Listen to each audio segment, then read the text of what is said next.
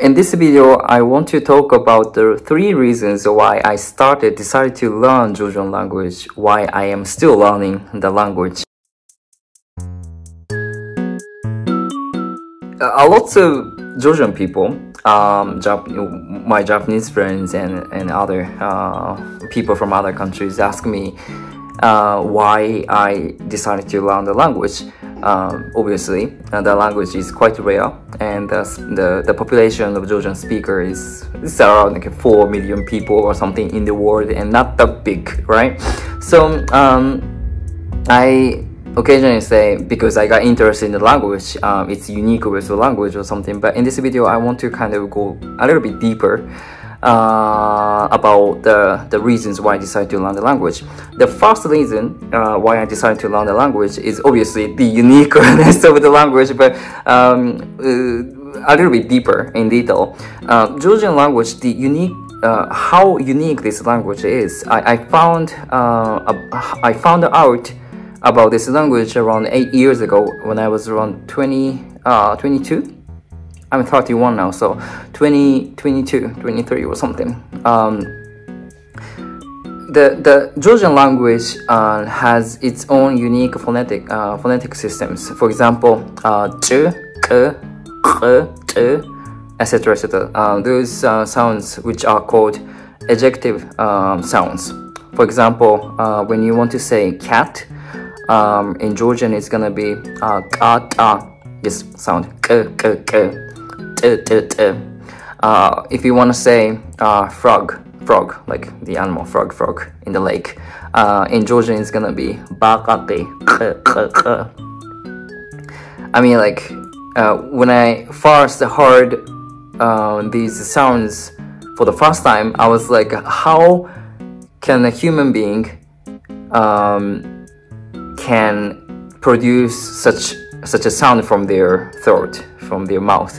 I was very surprised, even though I have studied a lot of languages except for besides Georgian. I've never heard such as phonetic sounds in other languages. So I was very astonished. I was very touched actually that such sounds actually exist in the world. And also I was like, I want to produce the sound from my mouth, from my throat. That was some kind of motivation for me as well. And also the Georgian alphabet, just kind of, hearts, looks like hearts, right? Although, as I mentioned, I've learned a lot of languages. Russian, for example, Cyrillic alphabets, right? English, Spanish, French, Latin alphabets, letters, Chinese Mandarin, Japanese, hiragana, katakana, kanji, Chinese Mandarin, and also Arabic, Arabic letters, etc., etc. But as for Georgian letters, I actually didn't know that such alphabet letters existed, and I was like, oh god, this looks so cool. I really want to learn this language.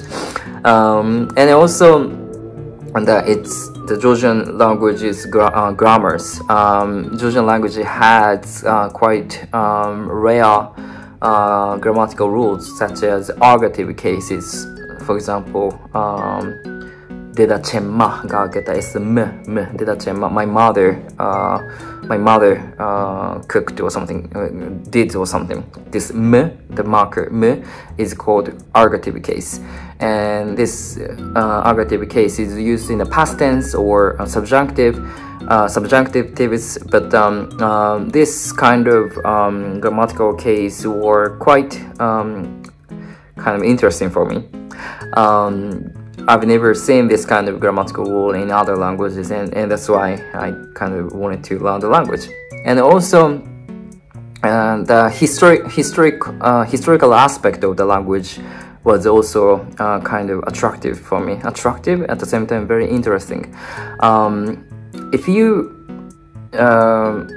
you're watching this video, obviously you are interested either in Georgia or either in Georgian language or both.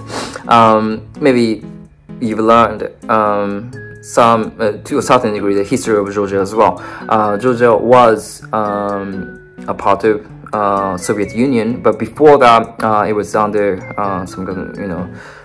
it was attacked and under control by other empires and countries, nations, etc., etc. Osman, those countries from Middle East, even from Mongol, Genghis Khan and lots of actors were interested in this country, in this territory, and historically speaking, from my experience, if a country, such a small country like Georgia, was occupied or controlled or attacked by such a big nation or empire, obviously the language being spoken in the territory in Georgia would have been assimilated or would have been replaced by the language spoken by big actors, right? Arabic or Turkish or Russian or etc. So obviously, we see a lot of vocabularies learned from Russian, English now, Turkish, Farsi, Arabic, etc., etc. But the core of the language, Georgian language, for example, phonetic systems, grammatical rules, etc., etc., morphosyntax, are maintained, preserved as it was. So I was like, when you look at the current situation, the linguistic situation, they say there are around 6,000 languages in the world, and some portion of languages at the risk of extinction, right? So I was like, if I learn the history and the factors why Georgian language is being spoken very actively, despite its history and lots of nations and empires and stuff. I would be able to get some hints of how to kind of save the language, just from my curiosity. So that was one of the main reasons, the first reasons why I decided to learn this language. I was very astonished and very interested in the language. And the second reason why I decided to learn the language was I wanted to know how far I can learn the language, Georgian, real language, with my own self-learning method approach. Georgian language is actually sixth language for me. Japanese, obviously my first tongue, and English, which I learned from my junior high school. I was 12, and then Russian, Spanish, French. As for these three languages, I started to learn them, and I'm still learning them by myself. I have my own language learning approach, I would say, but obviously these three languages are quite, I would say, like big languages, right? The population of the speakers, the population of the learners of the languages are much bigger than the Georgians, obviously. 4 million Georgian speakers in the world, approximately. And I think as for the number of Georgian language learners will be very small, I think. And followingly, of course, the amount of study materials for Georgian language on YouTube or like books, textbooks or stuff are quite scarce, very few, right? So I'm like, okay, I've learned this language, Russian, Spanish, French, and I was just wondering if my learning approach can be applied for learning Georgian. So that was the second reason why I decided to learn the language by myself, all by myself.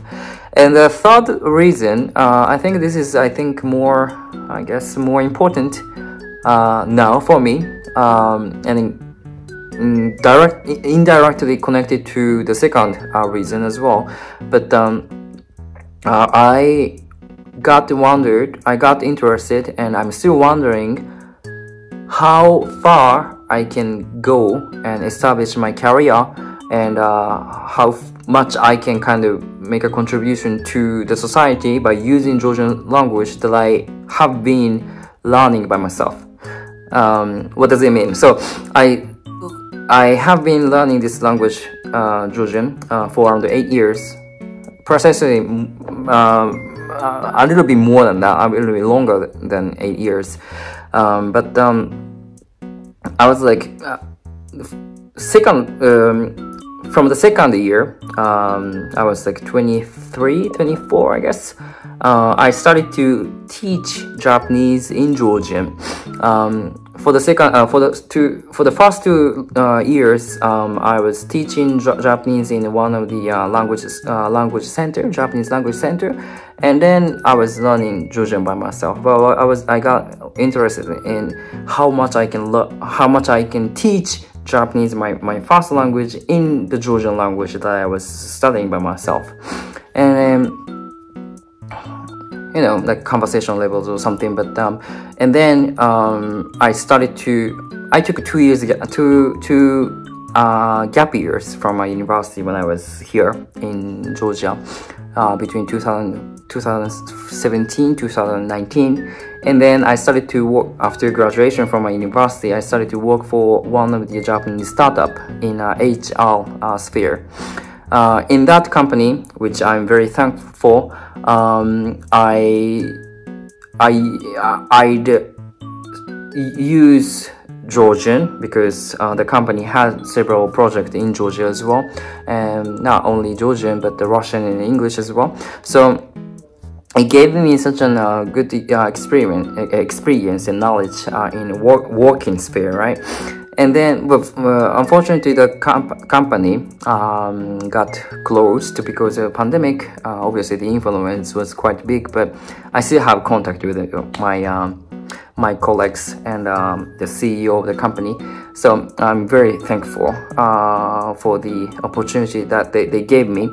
But anyway, so I was working in the company for 2 years during between Corona period, and then I started to work in the embassy of Japan in Georgia for 2 years.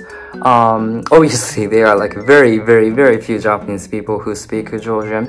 So I was able to use my Georgian language skills and diplomacy as well, interpretation. I was in a culture department, culture and PR department. So there were lots of occasions where I could use my Georgian language, which gave me a lot of experience and knowledge. And now I'm teaching Japanese again in a university here, and working for several Japanese companies, and still using Georgian, sometimes like interpreting and translation, etc., etc. So what I want to say is that the third reason is, I've learned this language by myself. I'm still learning this language, but after that, I kind of wanted to do something for the society, companies or in academia as well. I also finished my master degree in Georgian in the Tbilisi State University here in Georgia, in linguistics. Did the research on the contrastive analysis between Japanese and Georgian phonetic systems, which is very simple, by the way. I can publish that, like not the difficult one, but still, I wrote that thesis dissertation in Georgian. So all kinds of challenges that I kind of put for myself, and all kinds of goals that I put for myself. Every single time when I pass the goals or purposes and achievements, I felt very happy. I don't know. Even though nobody can notice that, even though even though I wouldn't be kind of praised by somebody in public or something, but I feel like very satisfied, and I feel like I grew up by each time I achieve something, the goals that I set for myself. And Georgian, I've learned this language by myself, and I feel like if I succeed in this language, Georgian, which I have been learning by myself. It means that if in the future I go to another country and start over from the beginning, from the scratch, I'm pretty much sure that I will be able to learn the new language from scratch and build a career, get a lot of friends and stuff. So, it's some kind of a part of my confidence for myself. So, yeah, this is the reason why I am still learning the language every day. And this is the third reason why I decided to keep learning this language. So, yeah, hopefully, I don't know, it was interesting for you.